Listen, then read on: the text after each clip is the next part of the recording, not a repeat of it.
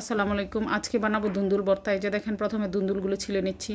এই যে পিলারটা দেখছেন, এটা আমার সাথে 17 বছর ধরে আছে, এখনও ভালো সার্ভিস দিচ্ছে। এই যে ছোট ছোট করে কেটে নিচ্ছি,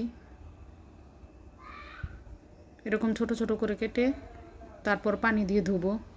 একদম পানি দিয়ে ধুয়ে ঝরঝরা করে ফেলতে হবে, যাতে গায়ে পানি না লেগে থাকে। এমনিতেই পানি উঠে যাবে অনেক। প্রথমে কড়াই দিয়ে দিলাম, কড়াইতে দুন্দুলগুলো দিয়ে দিলাম, তারপর দিয়ে দিলাম সামান্য লবণ, কারণ লবণ অল্প দিব, পরে ভর্তার সময় ঢলতেও লবণ লাগবে।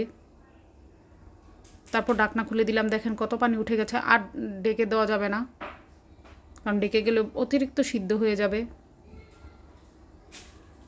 একদম নাড়াচাড়া করতে করতে পানিটা একদম শুকিয়ে ফেলতে হবে। এই যে দেখেন, শুকিয়ে অল্প একটু হয়ে গেছে। এখন এটা ভর্তা করার পালা। নামিয়ে ফেলবো। প্রথমে পেঁয়াজ, মরিচ ভাজা, অল্প লবণ দিয়ে নিলাম। আগে দুন্দুলটা চেক করে নেবেন কতটুকু লবণ লাগবে, তা না হলে লবণ আবার বেশি হয়ে যেতে পারে। এইভাবে সুন্দর করে ডলে নিলাম। বাস দিয়ে দিলাম দুন্দুল।